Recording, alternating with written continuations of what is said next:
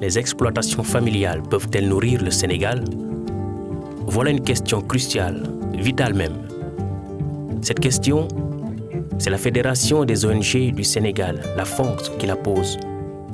L'organisation paysanne autonome appuie depuis de nombreuses années les exploitations familiales. Elle s'est remise en cause et s'est concentrée en profondeur pour voir en quoi les appuis qu'elle apportait contribuaient à l'amélioration des conditions de vie des paysans. Et très vite, la question de la productivité des exploitations familiales s'est imposée. L'enjeu est capital, car en répondant à cette question, la Fédération pourra présenter des perspectives aux organisations paysannes. Mieux encore, la FONGS pourra interpeller les autorités politiques et réclamer l'élaboration d'une autre politique agricole. Cet enjeu est à placer dans un contexte particulier. Le Sénégal n'assure pas pour l'instant sa sécurité alimentaire. Le pays importe massivement les produits alimentaires. Ces importations sont principalement concentrées autour du riz, du blé, des produits laitiers et de l'huile végétale. Entre 2001 et 2007, ces importations n'ont d'ailleurs pas cessé d'augmenter avec un taux de croissance moyen de 12% sur cette période. Les importations de céréales en 2008 représentaient quelques 300 milliards de francs CFA. Par contre, dans le même temps, les exportations agricoles issues de la pêche et des produits arachidiers ont connu une baisse. Un autre constat s'impose. L'agriculture familiale, de façon globale, est toujours restée le parent pauvre des politiques agricoles. C'est vrai au Sénégal, mais cela se vérifie aussi dans de nombreux autres pays. Les paysans ont été et sont encore délaissés, livrés à eux-mêmes. Aux yeux de certains, il faut plus que jamais miser sur d'autres types d'agriculture. Par exemple, l'agro-industriel, si on veut résoudre la question de l'alimentation, toujours plus urgente quand la population augmente de façon vertigineuse. Il faut dès lors parier sur les grandes entreprises agricoles productivistes, équipées de technologies de pointe et largement dotées en capitaux. Ce type d'agriculture a bien sûr sa raison d'être, mais dans le débat de la productivité, les exploitations familiales sont tout simplement ignorées. Il y a une image qui court au Sénégal. Quelle est l'image? Qu'on n'est pas capable. L'exploitation familiale au Sénégal n'est pas capable, elle ne nourrit pas. Nous avons trouvé le contraire. La production paysanne a trouvé le contraire. Qu'on nourrit, qu'on pouvait nourrir, qu'on a des difficultés. Le rapporteur spécial des Nations Unies pour le droit à l'alimentation tient lui aussi le même discours. Pour lui, il ne faut pas délaisser l'exploitation familiale. Les raisons sont multiples. Ce serait en d'autres mots une erreur que de vouloir miser sur les producteurs qui sont les plus puissants, qui ont le meilleur accès aux marchés internationaux, qui sont les plus compétitifs. Parce que même si là, on aura peut-être des gains dans le court terme en termes de maximisation de leur production, ce n'est pas certainement une recette pour, dans le long terme, favoriser le développement soutenable dans ces pays. Au Sénégal, l'agriculture familiale est largement répandue. Près de 95% des exploitations agricoles sont des exploitations familiales. Elles concernent de façon directe et indirecte 88% des familles. C'est dire la place prépondérante qu'elle occupe. Elle assure par ailleurs 60% des besoins alimentaires du pays. Encore un dernier chiffre, 91% de la main-d'œuvre occupée par ces exploitations est familiale. Pourtant, on connaît mal ce type d'agriculture. Beaucoup de fausses idées circulent. C'est pourquoi la FONGS a voulu découvrir le cœur même de cette économie rurale. Elle propose une radioscopie approfondie axée sur la productivité avec cette question: comment les exploitations familiales peuvent-elles nourrir le Sénégal? Nous avons une vision économique et politique paysanne pour construire autrement le futur du monde rural. Pour ce faire, nous nous sommes appuyés sur un autre concept, une autre conception de l'économie. Nous voulons une économie de promotion qui ne parte pas seulement sur des critères de profit. Nous voulons une économie durable qui prenne en compte la gestion, la reproduction des ressources naturelles. Nous voulons également une économie profitable qui assure effectivement aux ruraux les revenus qu'il faut, qui leur permettent de construire leur chaîne de production liée à la production, la transformation et la commercialisation. Et enfin, nous voulons une économie équitable qui prenne en compte les préoccupations et des ruraux et des urbains, etc. Mais pour ce faire, il nous faut répondre à 3 questions fondamentales. La première, c'est comment faire pour que le paysan puisse développer son exploitation et vivre au village. La deuxième, c'est comment faire pour faire face au libéralisme sauvage qui nous attaque, qui nous agresse. Et troisièmement, comment faire pour consolider et reconstruire nos communautés de base qui assurent notre périmètre de sécurité. En premier, c'est la famille, les groupements, les unions, les associations.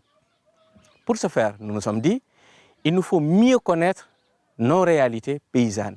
Des réalités bien différentes si on tient compte des critères de diversité sociale et culturelle. C'est pourquoi le pays s'est découpé en 6 zones identifiées. Les Niayes, le bassin arachidier, la vallée du fleuve, la zone sylvopastorale, le centre-est et la Casamance. Les exploitations familiales réparties dans ces 6 zones agroécologiques démontrent une très forte capacité d'adaptation. Elles doivent faire face aussi à une série de contraintes liées aux facteurs de production. Les freins au développement des exploitations peuvent être différents d'une zone à l'autre. Très vite se dégagent 3 types d'exploitations qui toutes ont la même stratégie. Elles cherchent la sécurisation de l'alimentation. C'est leur force. Et cette sécurisation se réalise à des niveaux différents. Il y a les grandes exploitations. Elles ont de bonnes performances et une solide sécurité. 10% des exploitations se trouvent dans ce cas. Autre catégorie. Elles concernent les exploitations moyennes. Elles aussi sont en bonne sécurité. Elles sont capables de se reproduire et de satisfaire aux besoins nationaux. Elles représentent 70%. Et puis, il y a des exploitations 1 sur 5 qui sont en insécurité. Leur survie est compromise. Elles ne parviennent pas à couvrir leurs besoins alimentaires et elles s'endettent pour se nourrir. Petit plongeon dans la réalité des exploitations moyennes. On se rend d'abord à Djoulki, dans la zone sylvopastorale. Nous allons à la rencontre de Amadou Sandiba, un membre de l'entente des groupements associés de Barkédi. Ici, on combine élevage et agriculture.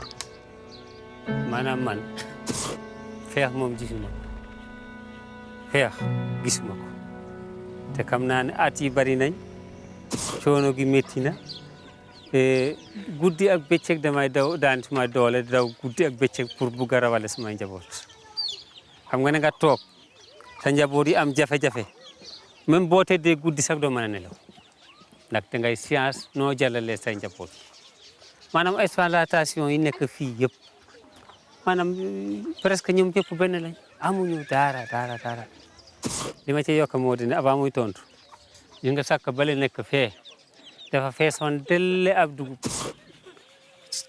jënku bi sax boo ko ciy dëkk laalu toon booba sàkk bi ci dugub gi la tegoon ne fi mu nekk ni jeex démb bi may jógee daara bi may ñëw damay jëndaale ceeb bu marché Condong yi ñëwee damay dem jëndi dugub ci la ñuy dund fi mu nekk ni jënd rek. Nous sommes au début du mois de juillet. La deuxième pluie est arrivée. La soudure est compliquée car il faut nourrir 2 épouses et 20 enfants.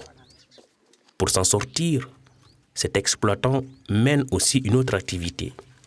Il est devenu auxiliaire vétérinaire. léegi man si sama wàllu bopp loolu moo taxoon ma dugg ci waa élevage ma di ci piqûre ma di ci am moyen bi ma mën a jàllee waaw ci loolu ci laa ne Sur le terrain, l'association ECAB, dont est membre Amadou, est également très dynamique.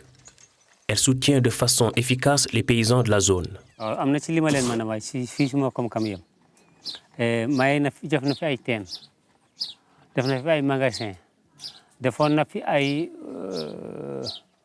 magasin yoo xamante ne dund ñi lañ doon def fanoon weete ne banque céréale jokkoon na fi banque céréale gas na ci biir ñaari commune rurale yëpp gas na ci ay teen yu dul jeex yoo xamante ne boo leen limee ñoo ëpp teen yi nga xam ne fa lañ leen fekk loolu def na ko indi na fi ay waruwaay ay moto def na ko fi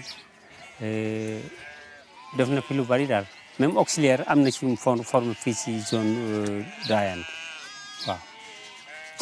waaw mu jaflaf na dëgg li mu fi def bu fekkonte ne gouvernement bi kon def na lu tollu noonu kon nit ñi duñu am jafe-jafe mais gouvernement bi xam naa ne bu fekkente ne lii ECAB def fii gouvernement bi bu fi defoon rek comme ni ma la ko waxee kon jafe-jafe du am waaw. Début juillet, dans ce grenier de sécurité alimentaire, il restait encore 600 kilos de céréales. Près de 23 tonnes avaient été ici stockées par les membres.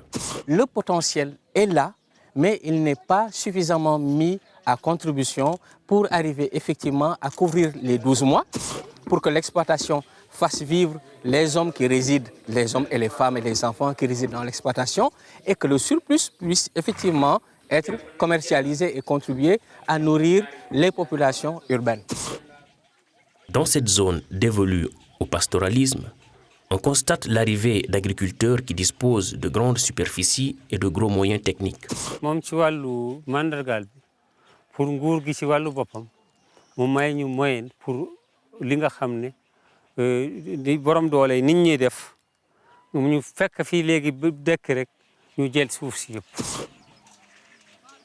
maanaam buñ jëlee suuf si yow baadoole bu fi nekkoon yow doo am foo génnee doo am foo sàmmee doo am foo béyee bu matériel jógee ca kaw borom doole yi ñooy téye ci matériel bi du àgg ñi nga xam ne ñoo ko war a yor ci wàllu càmm gi it bu loolu jógee it borom doole yi ñoo cay teg ko miskin yàlla yi moom dañ leen ay bàyyi fee rek mënuñ ci dara buñ leen defee lu dul yoon it mënuñ ci dara. En tout cas, la vocation de cette zone semble se redessiner. La pression est bien réelle. Absolument, on peut parler d'une pression parce qu'en termes d'occupation de terre, de plus en plus, on voit effectivement des entreprises à vocation agrobusiness qui s'installent notamment pour la gomme arabique, mais il y a également de gros producteurs qui s'installent notamment pour faire de l'agriculture, c'est des investissements sénégalais. Et effectivement, il y a une concurrence au niveau de l'espace par rapport au devenir du pastoralisme. Abdourahmane Lo regarde ses terres. Cette année, il ne pourra pas encore cultiver les 20 hectares qui sont devant lui, malgré la main-d'œuvre dont il dispose. Waa jafe-jafe matériel rek wax naa la jafe-jafe matériel ak semence moo tax mënuma ko bay. Dans cette zone de Koumpentoum, les terres sont complètement fatiguées. C'est d'ailleurs une des caractéristiques de la zone du bassin arachidier. Pour produire, il faut de l'engrais et de bonnes semences, mais c'est ce qui fait défaut. Jafe-jafe semence moom fii léegi ku amul xaalis rek doo am semence parce que nguur gi joxe semence am daanaka joxe bi tur la rek parce que bu kër famille bu mel nii su fekkoon tey nguur gaa ngi doon jox semence duñu jox sax lu mat 100 kilos xam nga loolu du semence force pour nga am semence moom force nga dem jëndi ko rek wala nga am nga uti ko la ko lebal te leblaate bi léegi mënatul am loolu moo waral moo indi jafe-jafe semence bi. Début juillet, Abdourahmane Lo n'avait toujours pas reçu les semences. waaw day jafe ay saa day jafe loolu sax parce que boo amul jiw moom boo bayul fii boo bayul rek sa dund commencé nga am problème parce que ñun si mbay mi rek li ñuy dund waaw boo bayul même pas commerçant yi ngay leb noonu su fekkee bayu la duñ la nangoo lebal dara waaw mbay moom mooy suñu lépp moom. Du crédit, ce sera encore compliqué, car en octobre, La récolte de mil a été plutôt insatisfaisante. Une centaine de bottes sur 6 hectares. C'est mauvais. Non, baaxul. Parce que bayoon naa 6 hectares. Tey waroon naa nekk 6 tonnes moins lu mu bon waroon naa mal 6 tonnes te fi ne 1 tonne du ko romb. ñàkk engrais moom mooy def loolu nag parce que léegi suuf bi dafa dee parce que dëkk bi depuis wax naa ko 1918 ba léegi ngay bay benn barab rek xam nga léegi suuf bi dafa néew doole boo amul engrais doo am benn résultat bayoon naa 6 hectares su fekkoon hectare bu ne am na ñetti saako engrais dina am 1 tonne mais léegi benn mënul am 2 hectares yu ne 100 kilos parce que 6 hectares 1 tonne benn 1 tonne man maa ngi lekk si weer bu ne 300 kilos kon 1 tonne bi 3 mois la mu des 100 kilos. La récolte d'arachide sur les 10 hectares permettra d'assurer un peu de revenus. Voilà une situation paradoxale. Un paysan qui dispose de terres en suffisance, mais faute de soutien efficace, faute de moyens financiers, il ne peut pas grandir, du moins actuellement. Au Sénégal, c'est un constat global. L'accès au financement est un réel problème. waaw léegi moom boo gisee nun ñu dem ba ñu taxaw mooy mutuelle yi tegandaa yi ñu teg dafa ëpp ndax boo xamante ne yow danga ne yow léegi yaa ngi dimbali néew di doole nga dem ba nga xam ne nga jox ko ñaar fukki junni nga ne ko liggéey ci juróom benn weer yooyu léegi booy indi daanaka boo tardé lañu lay teg doo ko mën a fay boo ko fayul at bi beneen at leneen tegu ci ba nga xam ne yow doo xam foo jëm ak bor. Le risque de la spirale de l'endettement est bien réel. Une des solutions, c'est de faire du soliboki. On prend du crédit en cascade, on emprunte pour pouvoir rembourser les autres dettes. Le premier problème qui se pose par rapport au financement, c'est parce que les agriculteurs eux-mêmes n'investissent pas dans l'agriculture. C'est parce qu'ils sont pauvres. C'est parce que quand on regarde l'historique de l'agriculture sénégalaise, on se rend compte qu'après les indépendances, les agriculteurs produisaient l'arachide, donc c'était des cultures de rente, et que finalement c'était vraiment tout, c'était pour construire les villes. Donc ce sont les paysans qui ont construit les villes. Et malheureusement, ils n'ont pas réussi à transformer leurs cases. Ils habitent toujours dans des cases. Donc ils produisent, l'État prélève le maximum, construit des villes, construit des écoles pour le développement du pays, mais rien ne revient pratiquement au niveau des agriculteurs pour qu'ils réinvestissent d'abord dans le matériel agricole, dans les intrants, dans leur propre situation de vie. Les Niayes, c'est la région du maraîchage. Le secteur économique est dynamique. La zone est pourvoyeuse de denrées agricoles. 10% sont autoconsommés. Le reste part vers les villes ou l'exportation. L'accès à l'eau, la maîtrise de l'eau sont déterminants. Quant aux superficies exploitables, elles sont limitées. Nous retrouvons à Potou Sokhna Mariamaba, un petit bout de femme très dynamique. Elle aussi possède une petite parcelle où elle produit des légumes. Son activité principale, c'est la vente de produits maraîchers. Tous les matins, on la retrouve derrière sa petite table sur le marché de Potou. Depuis 30 ans, elle s'est lancée dans des activités commerciales. Chaque vendredi, elle se rend à Louga, à Keur Momarsar ou encore dans la région du fleuve pour y acheter divers produits maraîchers. Aujourd'hui, elle achète quelques sacs de manioc, des courges. Elle est bien connue des vendeurs. Elle aura aussi acheté des patates douces. Ce jour-là, c'était 7500 francs le sac.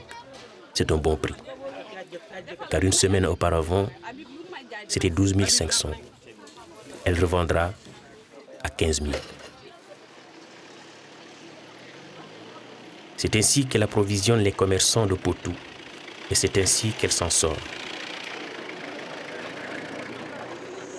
boobu baana yi bareeguñu liggéey bi dox na lool waaye ñu dem ba jamono yu nga xam ne moom loo jël ci mutuelle bi delloo day jafe ndax boo demee fee boo jënd saak pataas ñaari junni boo fi ñëwee danga koy jaay ñaari junni ak ñaari téeméer doo ci am daal bu ko defee nag léegi bor bi toppal doo mun a fay mu gàllankoor tool yi gàllankoor lépp mu dal di doy waar Pourtant, Madame Sokhna Mariama Ba, sur sa petite parcelle de terre, cultive aussi des légumes, mais avec beaucoup de difficultés. C'est assez navrant de voir ces superficies qui sont là, une volonté de valoriser ces superficies qui sont là, mais en fait une incapacité à effectivement faire le nécessaire pour vivre de ces terres qui sont là, de cette eau qui est là et disponible, et de ce soleil qui est là. waaw ndax boo gisee ma am tardement mooy ñàkk moyen tey sama tool boobu ba ma amoon tey machine goutte à goutte ma am ay mbalk léegi sama lépp day normal ndax bu ma amee machine am goutte à goutte benn gune mën na roos tool boobu te tool bi li ciy ñor mën na yor kër gi ñàkk mooy rek moo tax mënuma liggéey waaye ba ma amoon mooy damay liggéey normalement. Quand une aide appropriée peut être sollicitée, tout peut changer. C'est ce que nous avons voulu vérifier toujours dans cette région des Niayes. Fatim Niang a pu bénéficier d'un prêt financier du FAIRE, le Fonds d'appui aux initiatives rurales. Le montant sollicité s'élève dans son cas à 750 000 francs remboursables sur 2 ans et demi.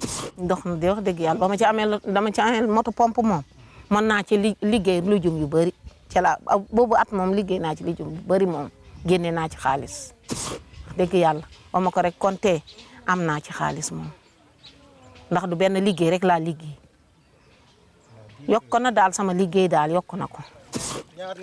En octobre, la motopompe était en panne, d'où la réduction des terres cultivées, car de nouveau l'arrosage se faisait à la main. Sans cet ennui technique, toutes les terres ici auraient été cultivées avec de bons rendements. carotte bi daaw jéeg laa ko fi daaw jéeg laa ko fi def waaye carotte bi rafetoon na torop sax. Aujourd'hui, Fatim Niang vit beaucoup mieux.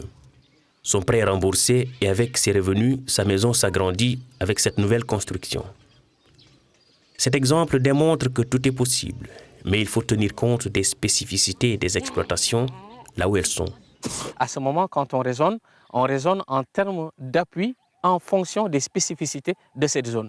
L'exploitation familiale en zone sylvopastorale n'est pas la même exploitation qu'au niveau du bassin arachidier, qu'au niveau de la zone des Niayes, mais ici on raisonne en termes de potentiel développable. Donc on n'a pas des exploitations figées, on a des exploitations avec des familles qui ont des ambitions, accompagnons-les dans leurs ambitions pour qu'elles améliorent leur système de production qui s'intègre au potentiel actuel. À côté de cela, il y a des exploitations dont la survie est compromise. Nous sommes dans la région de Louga. Le mari de Fatou Sey a quitté l'agriculture. Il est parti pour l'Italie. Le travail de la terre n'était plus rentable. waaw mbay mi moom doxul woon léegi sax la tanewaat nii wante mbay mi temps yi la ca ginnaaw moom doxatul woon ndax da nga bay ba noppi li ngay am presque buñ seetee suñ njaboot yi li ngay am boo ko xoolee doo ci mën a dund sax ñaari weer yu mat sëkk kon il faut dina wut leneen loo xam ne moom lañ ciy boole. Le petit élevage procure des revenus. Cette maman de 5 enfants peut varier les aliments.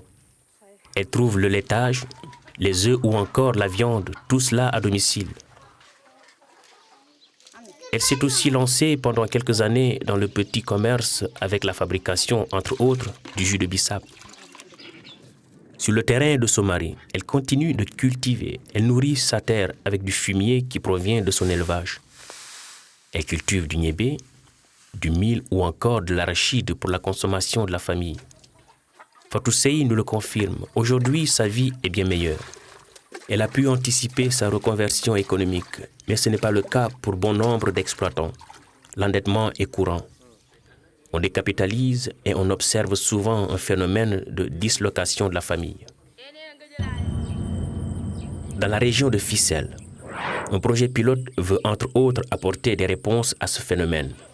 Ainsi, les prises de décision sont collégiales.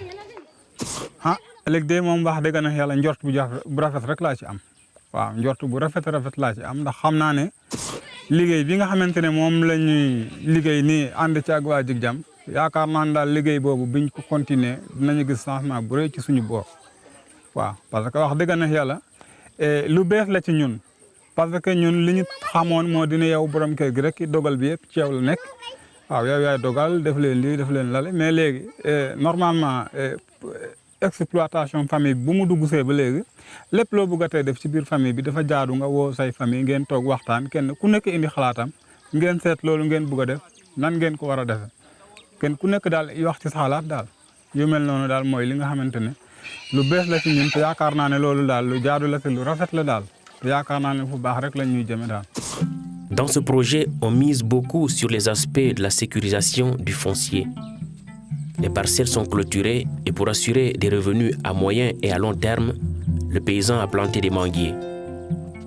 Autre idée, pour assurer la restauration des terres, Saliou Sarr pratique une agriculture en rotation sur les 3 parcelles qu'il possède.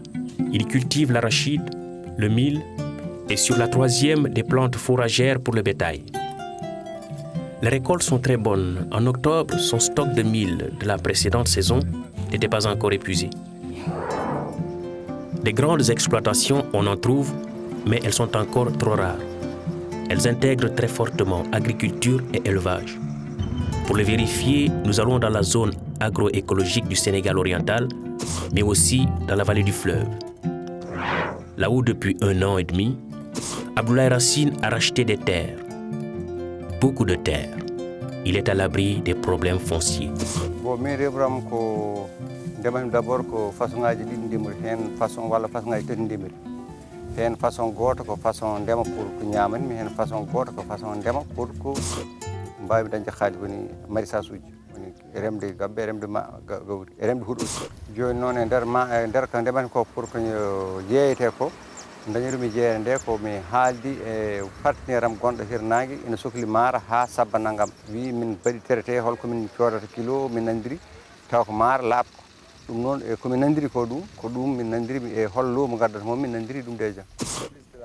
Cet important producteur a également trouvé un créneau porteur, celui du bio. Il produit de l'oignon bio.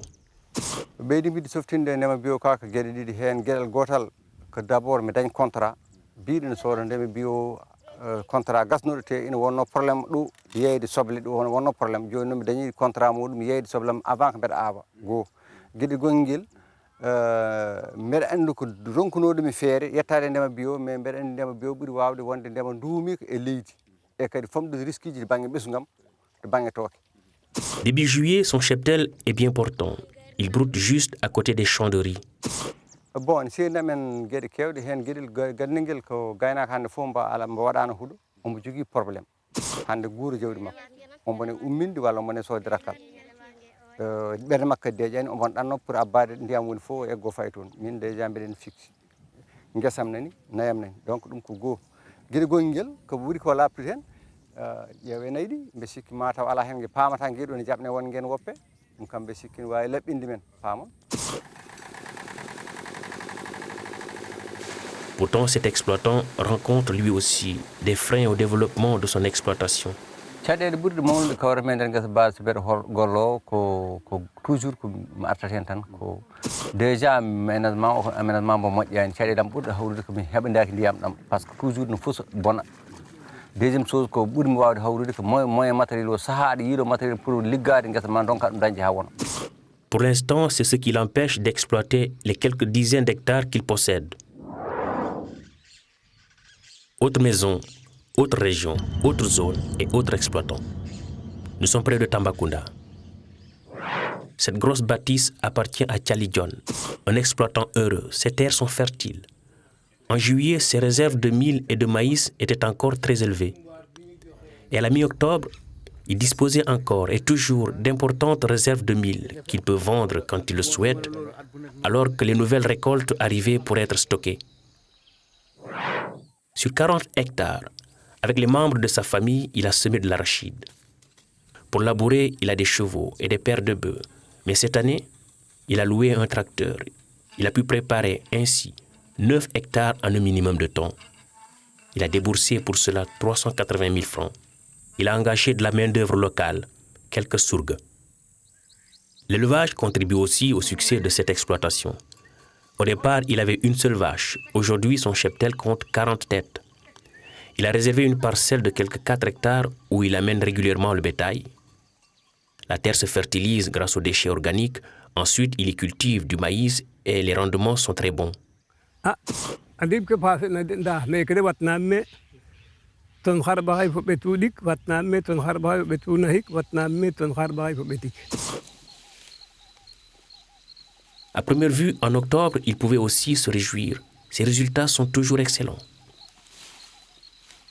Cet exploitant dispose de solides réserves qu'il peut stocker et revendre sur le marché quand le prix est favorable. Man de ni ma xalaata doxale su ma gisee ku ma mën a jàpp de dimbal ma am partenaire bu ma jaay bisimilah su ma ko amul ma garde su ma gisee ku ma jaay njëg bu ma tane ma jaay ndax si réew ma fenn ci kii moo ko war a jënd waaw liggéey bi daal liggéey naa ko boo daanaka pare na waaye nag ku ko war a jënd daal moom jàppaguma ci. Dans la région de Louga, Idrissa Gueye possède 17 hectares de terre. Il en cultive 11 avec sa famille. Lui aussi possède un élevage. Il a des bœufs, des chèvres, des moutons. Lui aussi utilise les déchets organiques comme engrais. Ce sont près de 10 tonnes d'engrais qui ne coûtent pas grand-chose. Dernièrement, il a bénéficié d'un prêt de son association, la Fédération des associations paysannes de la région de Louga, la FAPAL. Il a acheté des semences, du matériel et des animaux. Il a par ailleurs planté 450 pieds de jujube. La production lui procure des revenus substantiels. Avec cette aide, son exploitation a pris un autre tournant. Bima amagul kuma jàppale booba tuuti laa doon am ci jiwu te it booba amu woon matériel bu ma mën a liggéeyee waaye bi ma demee ba am ndimbal nag am naa fas am sareet am jiwu doy léegi damay bay lépp loo xëy yaakaar naa ne war naa ko mën a bay pour defar sama dund léegi maa ngi koy bay maa ngi ci bool yi tamit càmm ba fi mu ne nii day man na maa wax ne lépp loo xëy li jafe-jafe la woon moom ci wàllu mbay lu ci baree bari deñ na xam naa jeexul waaye nag itam li ci ëpp solo daal moom fii ne mënal naa ko sama bopp am naa fas wu ma liggéeyee am naa mbaam am naa machine am naa jiwu waaw ndax yooyu yëpp daal léegi wax dëgg yàlla ci ndimbal li am naa ko mais tamit jàppale ne ba tax sama dund yi tamit fi ñu toll nii dematuma fenn maa ngi am li ma dunde bu baax a baax ak sama njaboot. On le voit de nouveau quand les appuis sont appropriés. Les exploitants voient leur vie changer. Et on constate que les exploitations sont loin d'être figées. Elles évoluent constamment. Elles sont toujours en mutation. Absolument. L'exploitation peut être perçue comme quelque chose qui est dans une trajectoire. C'est une trajectoire. On peut avoir une photographie de l'exploitation familiale qui nous permet de voir que voilà, elle est dans un état X ou Y. Mais néanmoins, ce qui est important, c'est de considérer que l'exploitation est dans une trajectoire, elle vit avec des contraintes. Au fur et à mesure qu'elle lève les contraintes, elle change de stade, elle change de catégorie et se développe. Maintenant, reste à savoir, bon, dans quelle mesure on met en place les politiques suffisantes pour permettre à l'exploitation de passer de l'étape A à B, de B à C, etc. Il n'y a donc pas au Sénégal une seule économie rurale. Il existe bel et bien plusieurs types d'économies. La FONGS a ainsi élaboré une carte reprenant 3 types d'économies dans lesquelles la place de l'agriculture n'est pas la même. On trouve dans certaines zones des activités qui permettent de nourrir le paysan. En deuxième lieu, et dans une grande partie du pays, on a des exploitations qui sont en équilibre. Soit elles restent dans l'agriculture, soit elles se tournent vers une économie non agricole. Et puis, on a 2 grandes poches où le paysan ne peut plus vivre de l'agriculture. Elle se tourne vers d'autres ressources. Mais le plus important que nous avons vu, c'est que le Sénégal rural est tiré par des économies, par des différentes économies. Osons le dire, au Sénégal, il n'y a pas un. Il y a des types d'économies en fonction d'eux. Et ici, aujourd'hui, une bonne orientation serait de partir de cette diversité pour tirer l'économie en avant. Les exploitations familiales présentent des performances qui ne sont pas identiques. Les politiques de soutien doivent s'adapter à ces réalités différenciées pour redynamiser un tissu économique qui est porteur. En réalité, si on considère qu'un appui se fait en direction d'acteurs qui ont déjà des disponibilités à valoriser les ressources qui sont là, effectivement, il y a une valorisation réelle de ces ressources. Mais les exploitations familiales dans leur état actuel ont besoin d'un coup de pouce qui, à la limite, pourrait sembler à quelque chose du genre leur mettre le pied à l'étrier pour permettre à ce que ce potentiel puisse s'exprimer. Et ça, il faut une volonté politique qui pourrait permettre d'accompagner véritablement ces exploitations dans des investissements qui correspondent à ce qu'elles veulent et ce qu'elles pensent être un potentiel qu'il faut appuyer pour qu'ils puissent se développer. Exploitation yi ñi nga xam ne ñoo gën a néew doole ñoom la ñu waroon a jàpp ndax bu fekkonte ne tey jii man borom doole la ñu jël ma exploitation yow mi amoo doole yow ñu bàyyi la xam ne kay loraanga bi moom mu ngi ci yow ba tey wàccut la lee moom du yow man damaa suur yow mosoo man mii suur nag balaa ñu may jox nañ la jox yow mi nga xam ne da ngaa xiif. L'État a un rôle à jouer et les paysans réclament un soutien approprié. eyyi ɗum kadi ko banggue goɗɗo ɗum ko fannu goɗɗo saɗede wodnede ɗum laamu toujours ne haaɓo ndema pour yo ndema yaltoye caɗele kono noon haare ngue hewani terde manam soɓe ndiwi aƴɓeɗe goɗɗoyta so tawi a waɗi felti wadde pompe pour tacca ma yo lawol yaaha jokko ha yetto e wuuro so tawi a totti neɗɗo moto pompe a tottani ɗum ko waɗiri aménagement ha hande saɗe ndiwani sa totti ɗum ko waɗiri aménagement a tottani ɗum ko waɗiri fondement ha hande saɗe ndiwani sa totti ɗum waɗiri ɗum ɗo foof so ala ɗo yeeyi saɗe ndiwani donc mesure tan mo ganduɗa laamu ngu ne ƴetta ɗum tan ha yetto ha action o joof ɗum woni ko hewani wadde. Tous les paysans rencontrés tiennent la même réponse quand on leur demande si les exploitations familiales sont capables de nourrir le Sénégal. Ka fopa jaɓɓan boutique o to a jego matériel toyu jaɓo ngooxo e roog moƴu jegay xooxa ndiig leng wax deg a waangi ɓis fo xu yaakaronga sax waagano dimle a bo ndiig ne dakwiid mbaan. waaw mën nañ leen dundal buñ leen jàppalee mën nañ dundal Sénégal. so tawi kamɓe tan jaabungol mbiyatemi mataw peut être ko mbeɗa wawi wiide ngol woyi mbeɗa wawi wiide non par ce que so tawi ko kamɓe tan e koye mabɓe ɓe gaccama ɓe mbawa wuurde Sénégal par ce que investissement ji potoji takɗiɓe guura Sénégal ɗin ngala mais so tawi ɓe mbaɗi investissement ji nécessaire ɗi ganduɗa ɗiɗo cohla yo mbaɗe ha leydi gonniɗi e Sénégal gonniɗi e nokku ndeɓi kuufidi wawama waɗede valorisé mbeɗa gonɗi ɗi mbawi wuurde par ce que ndemowo foof au moins ko jaati foof omo wawi wuurde yimɓe sappo. Pour les responsables de Initiative Prospective Agricole et Rurale de Dakar, l'IPAR, les freins sont à deux niveaux. Il y a des freins d'ordre structurel qui sont liés à la taille de l'exploitation. Aujourd'hui, on a en moyenne un demi-hectare par actif, ce qui est dérisoire. Ces exploitations sont sous-équipées parce que depuis la fin du programme agricole des années avant ajustement structurel, il n'y a pas eu un programme vraiment efficace de rééquipement des exploitations familiales.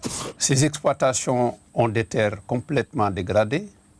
Là aussi, il n'y a plus, avec la fin du programme agricole, il n'y a pas eu d'accès aux intrants comme l'engrais essentiellement. Il n'y a pas de bonnes semences. La recherche trouve des semences, mais il n'y a pas de multiplication. Ce qui fait qu'aujourd'hui, le capital semencier est très réduit et on n'a plus de semences de qualité comme avant. Le deuxième type de problème est un problème de dysfonctionnement. Un problème de dysfonctionnement dans les mécanismes de production, mais aussi sur l'accès au marché rémunérateur. Et puis, il y a tous les problèmes liés à la commercialisation, à l'accès au marché. Les exemples sont nombreux.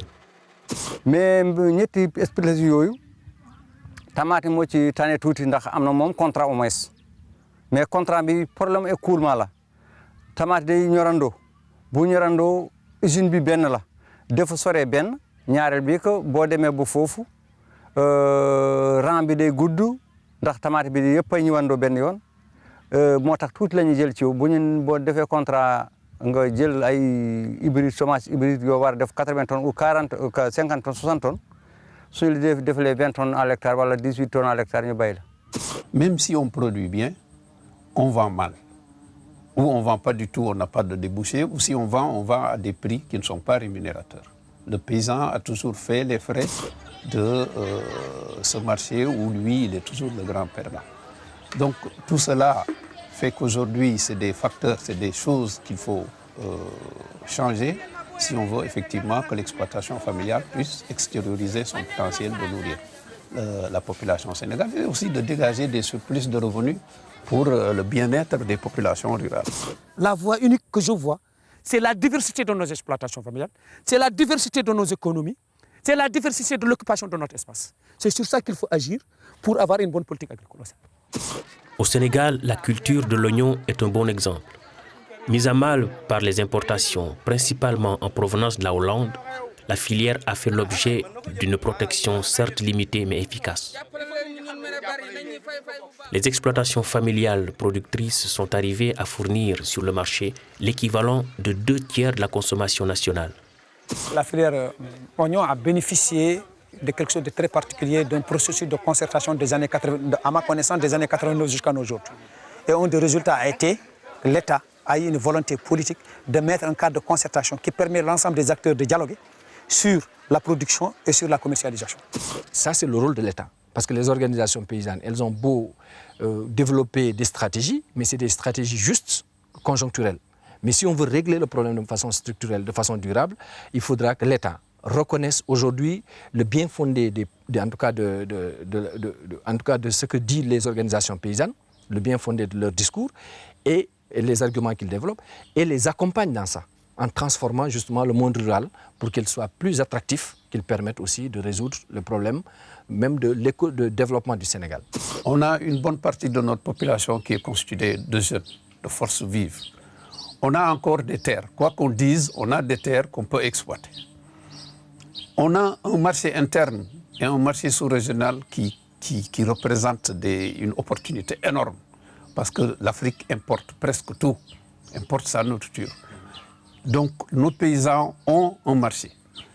Il suffit tout simplement que nous jouions le jeu, que nous soyons volontaristes, que nous fassions confiance à ces paysans, qu'on investisse à la hauteur du nécessaire au niveau de ces exploitations familiales, au niveau aussi d'autres formes d'agriculture, pour qu'enfin on puisse produire abondamment, couvrir nos besoins et profiter de ce marché énorme pour que nos paysans soient rémunérés à juste titre et vivent bien.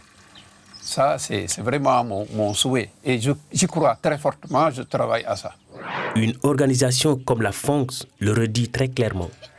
Il faut travailler sur les questions de production, de transformation, de commercialisation, sans oublier les questions liées aux consommateurs. Le rôle des organisations paysannes est primordial. Il faut qu'on s'engage à produire et à produire pour nourrir les Sénégalais. Ça, c'est notre premier. Pour y arriver, ça a des conditions. Il faut bien s'organiser, il faut bien s'informer, il faut se former, il faut avoir les OP vont agir sur ces questions. C'est ça nos responsabilités. On va créer les conditions pour bien se former, pour savoir comment on va le maximum produire. Ne pas rentrer dans une productivité, mais rentrer effectivement dans une production globale qui permettrait effectivement d'arriver à la souveraineté alimentaire sénégalaise. Au Sénégal, une priorité s'impose. Il faut largement investir et soutenir l'agriculture paysanne. Donc tout ça montre simplement que la question de l'agriculture familiale est une question qui doit être posée d'abord du point de vue politique, mais aussi du point de vue organisationnel. C'est-à-dire que les organisations paysannes ont compris aujourd'hui que l'enjeu majeur, c'est de convaincre les États à investir massivement dans l'agriculture, mais surtout l'agriculture familiale. Mais ce qu'on voit aussi, c'est que ces exploitations ne sont pas pour l'instant suffisamment soutenues, qu'elles ont besoin d'un renfort du politique et que, à condition que ce soutien soit donné et que l'on investisse en elles, elles sont capables de développer un potentiel qui pour l'instant reste sous-développé. Et donc c'est quelques 70% des exploitations familiales qui sont tout juste viables aujourd'hui pourraient, avec relativement peu d'efforts, augmenter très rapidement leur productivité avec des politiques qui sont dirigées vers ces exploitations. Et donc, je pense qu'il y a là un potentiel tout à fait important à explorer. Il faut changer dans le sens où il faut mettre beaucoup d'argent dans le monde rural. Ce n'est pas de l'argent vertu, c'est un investissement incontournable si on veut vivre. Il est absolument nécessaire qu'on affronte dès maintenant ces problèmes, sinon c'est une bombe à retardement qui sera sur la société sénégalaise, la société africaine.